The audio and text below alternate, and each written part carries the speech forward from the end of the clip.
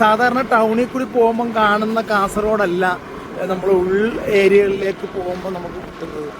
അവിടെ എന്താ മീൻ വളർത്തലിന്റെ വല്ല ഇതുവാണോ? അവിടെ പിന്നെ ചായ സ്പോട്ടാണ്. അല്ല ഈ നടുക്ക് കായലിന്റെ ഇതിനു വേണ്ടി കെട്ടിയിരിക്കുകയാണ് നമ്മൾ ഈ മീനിന്റെ മറ്റേ വാറ്റുകെട്ട് പോലത്തെ. നല്ലൊരു കാടാണല്ലോ, നല്ല അടിപൊളി ഒരു കാടാണല്ലോ.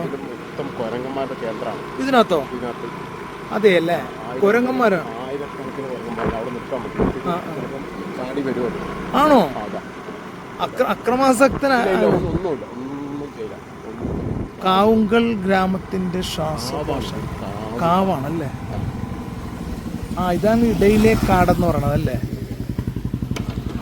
കയ്യിൽ കരുതിയാൽ അത് വരും. ഒരു പഴം എന്നൊക്കെ കണ്ടു കഴിഞ്ഞാൽ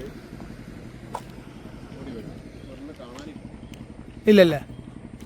പക്ഷെ നല്ല അടിപൊളി ഒരു കാവ് കേട്ടാ.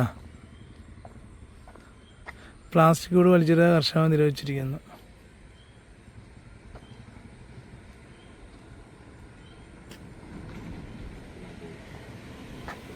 പഴവർഗ്ഗങ്ങൾ മാത്രം കൊടുക്കാൻ ശ്രദ്ധിക്കുക കുരങ്ങൾക്ക്. അത്രയേറെ കുരങ്ങന്മാരുള്ള സ്ഥലമാണ്. 20 എണ്ണം ഒരുമിച്ച് വരും. അതെ അല്ലേ, ഈ റോട്ടിലേക്ക്. ഓ ഗതാഗതമൊക്കെ നിന്നു. അതെ അല്ലേ, അത് ശരി. അപ്പൊ അവരുടെ ഒരു വിഹാര കേന്ദ്രമായല്ലേ. ഈ സർപ്പങ്ങൾ മാത്രമല്ല, കാവുകളാണ്. കാവുകൾ ഗ്രാമത്തിന്റെ ശ്വാസകോശങ്ങളാണ്. പക്ഷെ നമ്മള് ഇവന്മാര് പ്രശ്നമുണ്ടാ? വാനരന്മാർക്ക് ഭക്ഷണം കൊടുക്കാനുള്ള സ്ഥലമാട്ടോ ഇത്. ഇത് കണ്ടതേ, വാഴക്കൊലയൊക്കെ അതുപോലെ ഇവിടെ കൊടുക്കാറുള്ളത്. അതെ കണ്ടത്, അതിനുള്ള സ്ഥലമാണിത്. ഇവിടെ എഴുതി വെച്ചിട്ടുണ്ട്. ഈ തട്ട് അതിനുള്ള, നമ്മൾ പഴമോ മറ്റു കാര്യങ്ങളൊക്കെ ഉണ്ടെങ്കിൽ ഇവിടെ വെച്ചാൽ മതി, അവന്മാർ വന്ന് കഴിച്ചോളും. കാവാണ് അകത്ത്. നമ്മൾ അകത്തേക്ക് കിടക്കുന്നില്ല. വേറൊന്നുമല്ല, ചെരുപ്പൊക്കെ ഇവിടെ നമ്മൾ ഊരിയിട്ടിട്ട് വേണം അതിനകത്ത് കിടക്കാൻ എന്നവിടെ എഴുതിയിട്ടുമുണ്ട്. അതാണ് അതിൻ്റെ ഒരു മര്യാദയും.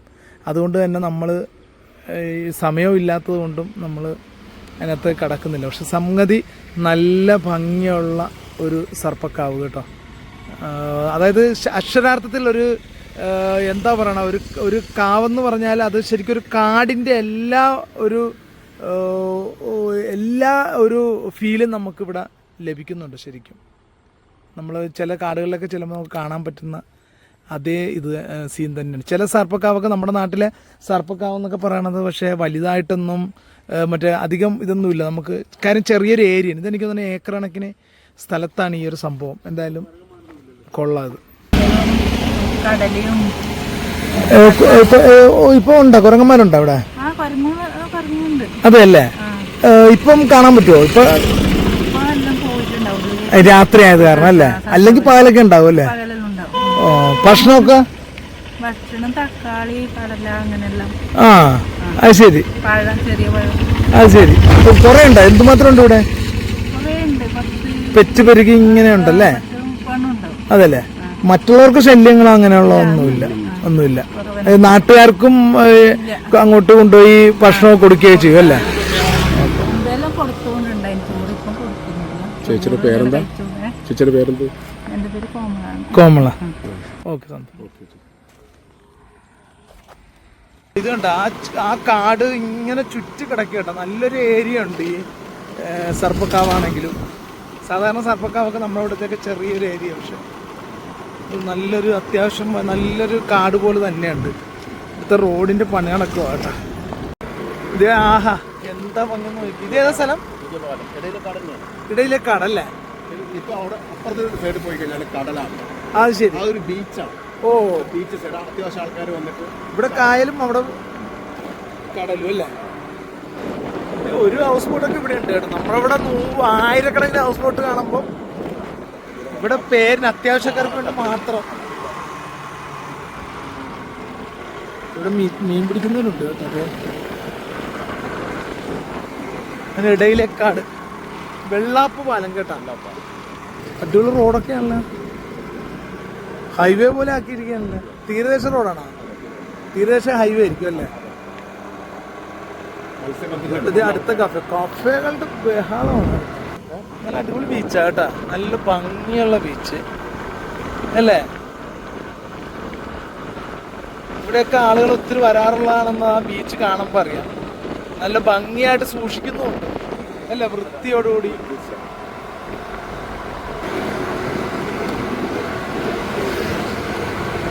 പക്ക കാസർഗോഡ് ഉള്ള ഏരിയയാണ്.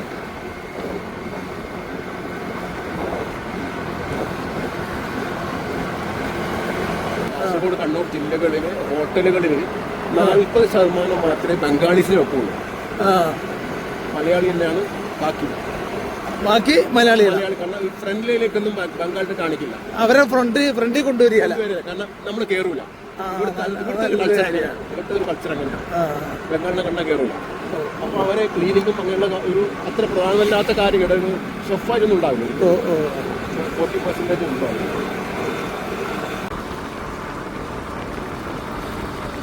ഇവിടെ ഉള്ളതിൽ അത്യാവശ്യം വലിപ്പം, അത്യാവശ്യം നല്ല വലിയൊരു ജുമാ മസ്ജിദ് ആട്ടെ. കൈതക്കാട്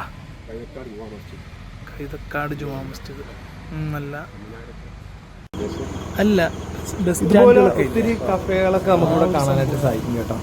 ഇത് കണ്ട ഇതുപോലെ ഒത്തിരി ഈ കോഫി ഷോപ്പുകൾ ഉണ്ട്. അതെല്ലാം ചെറുപ്പക്കാരൊക്കെ നടത്തുന്നതാണ്. അതാണ് ഈ കാസർഗോഡിന്റെ ഏറ്റവും വലിയ പ്രത്യേകത. ഇവിടുത്തെ കുറച്ച് ചെറുപ്പക്കാർ ചേർന്നിട്ടുള്ളൊരു സംഭവമാണ്.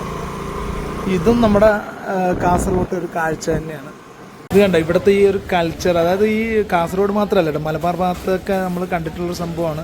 ഇത് കണ്ടത് ഈ പിള്ളേരെല്ലാം ഇതുങ്ങളൊന്നും വീട്ടിൽ ഇരിക്കാനേ നേരമില്ല. എല്ലാം ഇവിടെ വന്നിരിക്കുക ഫുഡ് കഴിക്കാനായിട്ട്. നമ്മൾ ഓരോ സ്ഥലത്തൊക്കെ ചെന്ന് കഴിഞ്ഞാൽ ഇവർ രാത്രിയിലൊക്കെ ഡിന്നർ എന്ന് പറഞ്ഞാൽ എനിക്ക് തോന്നുന്നത് എല്ലാവരും പുറത്തുനിന്നാണ് കേട്ടോ. ഈ അവിടെ അപ്പുറത്തൊക്കെ ഫ്രണ്ടിലൊക്കെ സ്ഥലമുണ്ട്, അതേപോലെ ഇതിനകത്ത് സ്ഥലമുണ്ട്. പക്ഷെ ഞാനെന്ത് നമ്മുടെ റഷ്യക്കായും ഞങ്ങളിത് ഇത് കണ്ടത് ഈ ഒരു സെറ്റപ്പിലാണ് ഇവിടെ ഇരിക്കണ കേട്ടോ. ഞങ്ങൾ രണ്ടും മാത്രമേ ഉള്ളൂ. സ്വസ്ഥമായിട്ട് ഇവിടെ ബെഞ്ചിൽ ഇരിക്കുന്ന പോലെ നമുക്ക് ഇങ്ങനെ ഇരിക്കാം. എന്നിട്ട് ദേവന്മാരൊക്കെ ഷവർമ വാങ്ങിക്കാൻ വന്നതാ കേട്ടോ.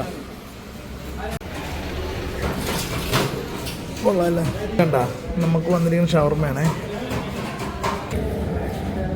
ലൈറ്റായിട്ട് കഴിക്കും കേട്ടോ. ഉച്ചക്കല്ല കഴിച്ചപ്പം 4 മണിയായി. അപ്പം അടിപൊളി ബീഫ് ബിരിയാണി ആയിരുന്നു. അത് കാരണം വൈകിട്ട് ലഘുവായിട്ട് മതി എന്നുള്ള പ്ലാനായിരുന്നു. അതിനാണ് ഈ ഒരു ഷവർമ എടുക്കുന്നത്.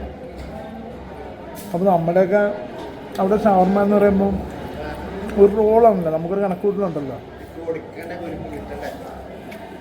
പക്ഷെ ഇവിടെ വന്നപ്പം അത് ഭയങ്കര ഹെവി ആയിപ്പോയി അല്ലേ?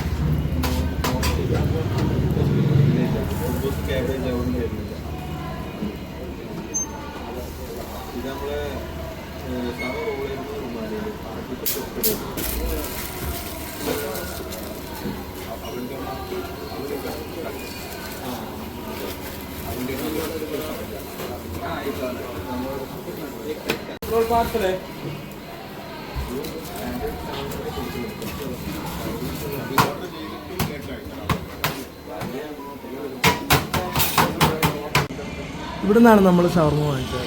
അത്യാവശ്യം വലിയ കുഴപ്പമില്ലാത്തൊരു ഷവർമയായിരുന്നു. ഇത് കണ്ടോ, ഇവിടെ ഒരു ഫുട്ബോൾ മത്സരം നടക്കണതിൻ്റെ ഇതാണ് കേട്ടോ. രാത്രിയിലത്തെ ദൃശ്യമാണ് ഈ കാണുന്നത്. നമ്മുടെ റഷീക്ക പോയി കേട്ടോ എന്നോട് റൂമിൽ ഇറക്കിയിട്ട്. ഇത് കണ്ട എന്തോരം വാഹനങ്ങളാണ്. അതിൻ്റെ രസമെന്ന് പറഞ്ഞാലേ മറ്റേ പൈസ കൊടുത്ത് വേണം നമ്മൾ കാണാനായിട്ട്. 500 രൂപ 700 രൂപ അങ്ങനെ പല ടിക്കറ്റ് ചാർജുണ്ട്. ചെറുവത്തൂരാണ് കേട്ടോ നമ്മളിപ്പോൾ ഉള്ളത്. ഇന്ന് സ്റ്റേ ചെയ്യണത് ചെറുവത്തൂരിലാണ്. ഇത് കണ്ടോ വണ്ടി കിടക്കണം, കൈയും കണക്കും ഇല്ല കേട്ടോ. ഇവിടെയൊക്കെ ഭയങ്കര അനൗൺസ്മെൻറ്റും. പുറത്തുനിന്നൊക്കെ ആൾക്കാർ നമ്മളെടുത്തിരിക്കുന്ന റൂമില്ലേ, ആ റൂം ഫുള്ള് ഇവിടെ കളി കാണാൻ വന്നവരും കളിക്കാൻ വന്നവരും ഒക്കെ എടുത്ത് വെച്ചിരിക്കുക. സെന്റ് പോൾസ് സ്കൂൾ കായിക അധ്യാപകൻ അമരാദ് KTC, മുൻ ഗോൾഡൻ സ്റ്റാർ താരം മുഹമ്മദ് കുഞ്ഞി വീട്ടിൽ, AFC UAE കമ്മിറ്റി അംഗം സലീം നവാസ്, കണ്ട അങ്ങോട്ട് ഫുള്ള് ഈ സൈഡ് മൊത്തം വണ്ടികൾ കിടക്കുക. നമ്മുടെ അറിവിലുള്ള 1-2 പേരൊക്കെ ഇവിടെ കളി കാണാൻ വന്നിട്ടുണ്ട് കേട്ടോ. നമ്മുടെ ആലപ്പുഴ എന്നല്ല കേട്ടോ, ഇവിടെയുള്ള കാസർഗോഡുള്ള ആളുകൾ ഇതുണ്ടല്ലോ, ആ ഗ്രൗണ്ടിലാണ് കളി നടക്കുന്നത്.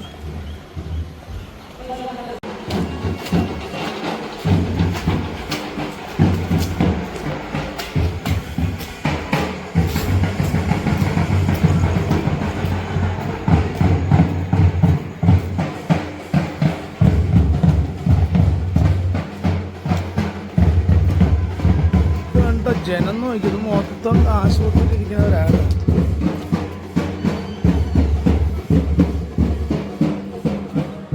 ഈ ആംബുലൻസ് ഒക്കെ വന്ന് കിടക്കുകയാണ്.